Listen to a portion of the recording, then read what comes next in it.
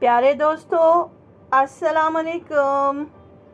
उम्मीद करती हूँ कि आप सब ठीक ठाक होंगे। गर्मी का मौसम शुरू हो चुका है। बाहर तो वैसे भी निकलना बंद था कोरोना की वजह से, और अब शदीद गर्मी हो गई है। बोर हो रहे हैं ना आप? रानो आपकी बोरियत को दूर करने के लिए और आपको खुश करने के लिए मज़े मज़े की चीज़ें लाती रहती है। आज रानो लाई है टोट बटोट की नज़में। टोट बटोट की नज़में सुनने से पहले ये जान लें कि ये कब और क्यों लिखी गई और किसने लिखी, तो आपको और ज़्यादा मज़ा आएगा। टोट बटोट की प्यारी प्यारी नज़मों के खालिक हैं सूफ़ी ग़ुलाम मुस्तफ़ा तबस्सुम। सूफ़ी तबस्सुम इनका वो नाम है जो इनकी शायरी के लिए मशहूर है। सूफ़ी तबस्सुम ड्रामा नवीस भी थे, शायर भी थे, और साथ ही साथ तनकीद निगार, एडिटर और माहिर तालीम भी थे। सूफ़ी तबस्सुम 4 अगस्त 1899 में अमृतसर पंजाब में पैदा हुए। ये वो वक्त था जब भारत और पाकिस्तान एक ही मुल्क थे और बड़े सगीर हिंदुस्तान के नाम से जाने जाते थे, और अंग्रेज़ यहाँ काबिज़ थे। ये वो दौर था जब पाकिस्तान बनाने के लिए जदोजहद जारी थी। ये जदोजहद रंग लाई और 14 अगस्त 1947 को पाकिस्तान आज़ाद हो गया। हिंदू तकसीम के इस फैसले पर बिल्कुल खुश ना थे। वो तो मुसलमानों पर हुक्मरानी के ख्वाब देख रहे थे। पाकिस्तान आज़ाद हो गया, फिर भी हिंदुओं का यही ख्याल था कि पाकिस्तान बना तो लिया है, इसे चला नहीं पाएंगे मुसलमान, और हर तरह से ऐसे हालात पैदा किए गए कि हर शोबे में मुसलमानों को शदीद मुश्किलात का सामना रहा। लेकिन मुसलमानों ने हिम्मत न हारी और दुश्मन कौमों पर साबित कर दिया कि पाकिस्तान हमेशा कायम रहने के लिए बना है। जहां हर शोबे में लोगों ने जदोजहद की, वहां एक अहम जिम्मेदारी रेडियो पाकिस्तान को चलाने की थी। रेडियो पाकिस्तान लाहौर पहला स्टेशन था जहां से रेडियो पाकिस्तान की पहली नशरियात पेश की गई। बहुत से लोगों ने इसे चलाने और कायम दायम रखने के लिए सख्त मेहनत की। इन्हीं लोगों में एक नाम सूफ़ी तबस्सुम का है। सूफ़ी तबस्सुम ने लाहौर इस्लामिया कॉलेज से फ़ारसी में एमए किया। सूफ़ी तबस्सुम ने फ़ारसी शायरी का तर्जुमा उर्दू और पंजाबी में किया।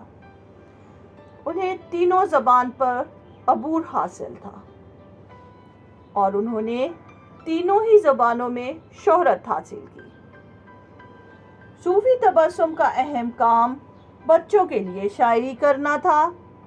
सूफ़ी तबस्सुम ने इस काम का आगाज़ किया और फिर बहुत से लोगों ने इनकी पैरवी करते हुए बच्चों के लिए प्यारी प्यारी नज़में और कहानियाँ लिखी। सूफ़ी तबस्सुम की गज़लें और नज़में रेडियो पर नशर की गईं और फिर टीवी आया तो इस पर भी नशर हुई। सूफ़ी तबस्सुम की बच्चों के लिए लिखी गई नज़मों को तालीमी निसाब में भी शामिल किया गया है। आज भी छोटे बच्चों की निसाबी कुतब में सूफ़ी तबस्सुम की नज़में मिलती हैं। सूफ़ी तबस्सुम ने बच्चों के लिए जो नज़में लिखी, इन्हें किताबी शक्ल भी दी गई।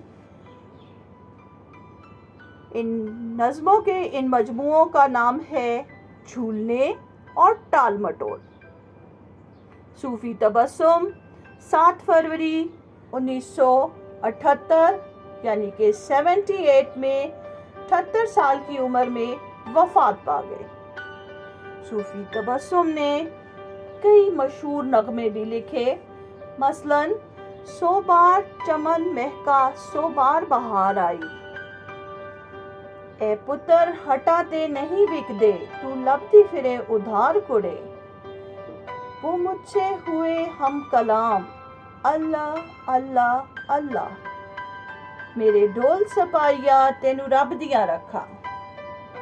آپ نے یہ نغمے ضرور سنے ہوں گے، اور اگر نہیں سنے تو ضرور سنیں۔ بچوں کی نظموں میں ان کا فرضی کردار ٹوٹ بٹوٹ بہت مشہور ہوا، جو آج بھی بچوں کو اچھا لگتا ہے۔ صوفی تبسم نے اپنی نظموں میں ایسے قافیے استعمال کیے ہیں کہ ان کی نظمیں بچوں کو گاتے گاتے ہی یاد ہو جاتی ہیں۔ تو چلیے آئیے آپ کو ٹوٹ بٹوٹ کی نظم سناتے ہیں۔ ایک تھا لڑکا ٹوٹ بٹوٹ، باپ تھا اس کا میر سلوٹ، پیتا تھا وہ سوڈا واٹر، کھاتا تھا وہ بادام اخروٹ، کھمن لٹو نام تھا اس کا، گھومتے رہنا کام تھا اس کا، صبح کو ہوتا کلکتے میں، شام کو ہوتا چڑیا کوٹ، آنکھیں اس کی موٹی موٹی، ٹانگیں اس کی چھوٹی چھوٹی، نیچے پہنے صرف لنگوٹی، اوپر پہنے اوور کوٹ۔ ایک تھا لڑکا ٹوٹ بٹوٹ، باپ تھا اس کا میر سلوٹ، ہر ایک اس کی چیز ادھوری، کبھی نہ کرتا بات وہ پوری، ہنڈیا کو کہتا تھا ہنڈی، لوٹے کو کہتا تھا لوٹ۔ ایک تھا لڑکا ٹوٹ بٹوٹ۔ امی بولی بیٹا آؤ، شہر سے جا کر لڈو لاؤ، سنتے ہی وہ لے کر نکلا جیب میں 1 روپے کا نوٹ، اتنا اس کا جی للچایا راستے میں ہی کھاتے آیا، کھاتے کھاتے آئی ہچکی، دانت میں اس کے لگ گئی چوٹ، بھائی اسے اٹھانے آیا، ابا گلے لگانے آیا، امی اس کی روتی آئی، ہائے میرا ٹوٹ بٹوٹ، ہائے میرا ٹوٹ بٹوٹ۔ ایک تھا لڑکا ٹوٹ بٹوٹ، باپ تھا اس کا میر سلوٹ۔ اب سنتے ہیں ٹوٹ بٹوٹ نے کھیر پکائی، ٹوٹ بٹوٹ نے کھیر پکائی، خالہ اس کی لکڑی لائی، پھپھی لائی دیا سلائی، امی جان نے آگ لگائی، ٹوٹ بٹوٹ نے کھیر پکائی، ابا نے دی 1 اکنی، خالو نے دی 1.5 دونی، ٹوٹ بٹوٹ نے آدھی پائی، ٹوٹ بٹوٹ نے کھیر پکائی، دیگچی چمچے نوکر لائے، بھائی چاول شکر لائے، بہنیں لائیں دودھ ملائی، ٹوٹ بٹوٹ نے کھیر پکائی، یوں ہی دسترخوان لگایا، گاؤں کا گاؤں دوڑا آیا، ساری خلقت دوڑی آئی، ٹوٹ بٹوٹ نے کھیر پکائی، مینڈک بھی ٹراتے آئے، چوہے شور مچاتے آئے،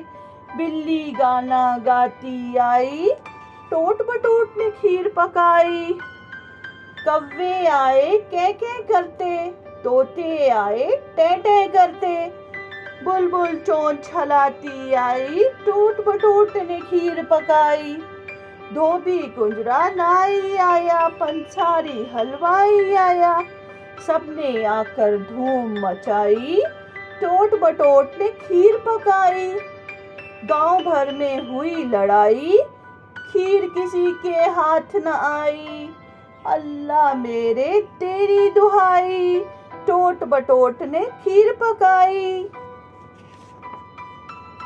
اور اب آپ کو سناتے ہیں ٹوٹ بٹوٹ کے 2 مرغے۔ ٹوٹ بٹوٹ کے 2 مرغے تھے، دونوں تھے ہوشیار، ایک مرغے کا نام تھا گیٹو، ایک کا نام گٹار، ایک مرغے کی دم تھی کالی، ایک مرغے کی لال، ایک مرغے کی چونچ نرالی، ایک مرغے کی چال، ایک تھا لڑکا ٹوٹ بٹوٹ۔ جی تو اب سناتے ہیں آپ کو ٹوٹ بٹوٹ کی موٹر کار۔ اس موٹر کی شان نرالی، 2 سیٹوں 2 پہیوں والی، 3 انجن اور ہارن 4، ٹوٹ بٹوٹ کی موٹر کار، 7 ہوا کے اڑتی جائے، ٹوٹ بٹوٹ کی موٹر کار، ایک تھا لڑکا ٹوٹ بٹوٹ۔ اور ہاں اب ہم بات کریں گے ٹوٹ بٹوٹ کی آپا کی۔ ایک ننھی منی لڑکی ہے، وہ اپنے گھر میں رہتی ہے، گھر والے اس سے ڈرتے ہیں، وہ ہر ایک سے یہ کہتی ہے، سن لو میں بیبی پاپا ہوں، میں ٹوٹ بٹوٹ کی آپا ہوں۔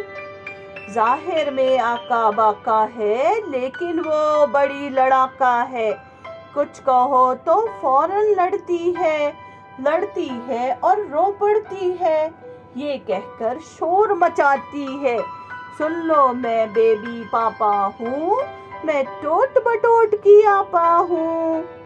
اس کی ہر بات انوکھی ہے، اس کے سب ڈنگ نرالے ہیں، چوہے بھی اس نے پالے ہیں، جب آپس میں وہ لڑتے ہیں، یہ کہہ کر ان کو ڈراتی ہے، سن لو میں بیبی پاپا ہوں، میں ٹوٹ بٹوٹ کی آپا ہوں۔